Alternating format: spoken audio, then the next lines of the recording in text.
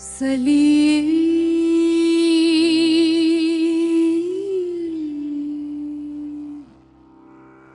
एक गरीब मस्तर था, सारा दिन धूप में मेहनत करता, ईंटें उठाता, पसीना बहाता, ताकि इसके बच्चों को कभी भूख ना देखनी पड़े। उसका एक बेटा था हमजा। सलीम की पूरी दुनिया सिर्फ अपने बेटे थे, घर भी भूत भी थी। वो अक्सर कहा करता, मैं चाहे खुद टूट जाऊं मगर अपने बेटे के ख्वाब जी नहीं टूटने दूंगा। हमजा पढ़ाई में बेहद इच्छा था, उसकी ख्वाहिश थी कि एक दिन बड़ा डॉक्टर बने, मगर गर्ब हर ख्वाब के रास्ते में खड़ी थी।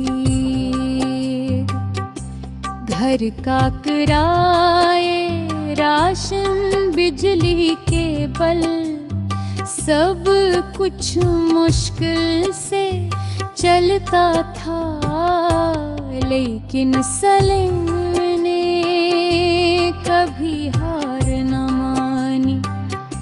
सुत और सुलेरे काम पद जाता, रात गए वापस आता, जिस्म थक जाता।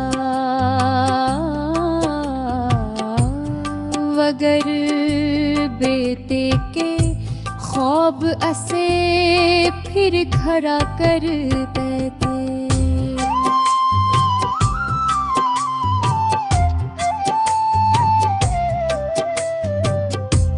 एक दिन हमजा खुशी से घर आया, अब मेरा मेडिकल काज में दाखिला हो गया।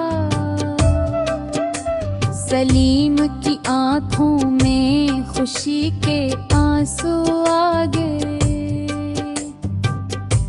मगर अगले ही लम्हे हमजा की आवाज धीमी हो गई।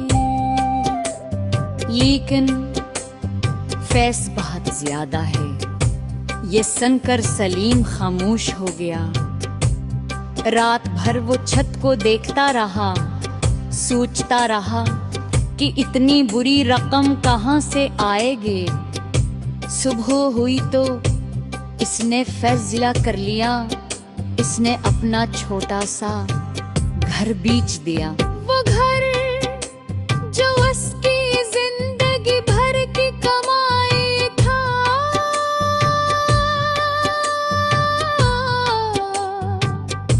जहां हर दीवार पर इसकी मेहनत की कहानी थी। जब हमजा को पता चला तो वो रो पड़ा, अबू आपने ऐसा क्यों किया? सलीम ने हल्की सी मुस्कुराहट के साथ कहा, घर दोबारा बन सकता है बेटा, मगर ख्वाब टूट जाए तो दोबारा नहीं बनते। लिख अल्फाज हमजा के दिल में उतर कर, साल गुजरते हमजा ने दिन रात मेहनत की और आखिरकार डर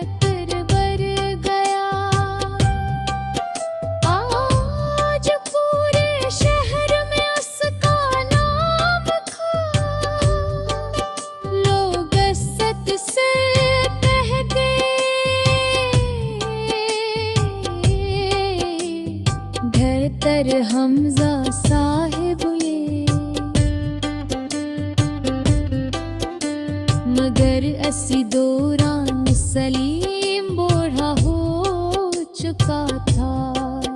इसके हाथ कांपने लगे थे, कंबर झुक गई थी। एक रात सलीम की तबीयत अचानक खराब हो गई। हिमजा असे फौरन अस्पताल ले गया। गर करने रपोरत देख गए खामोशी इख्तियार करने। हमजा घबरा गया, क्या हवा? डॉक्टर ने आहस्त से कहा, आपके वल्द काफी अरसे से शदीद बीमारी में थे, मगर अनहोने कभी भी इलाज नहीं करवाया।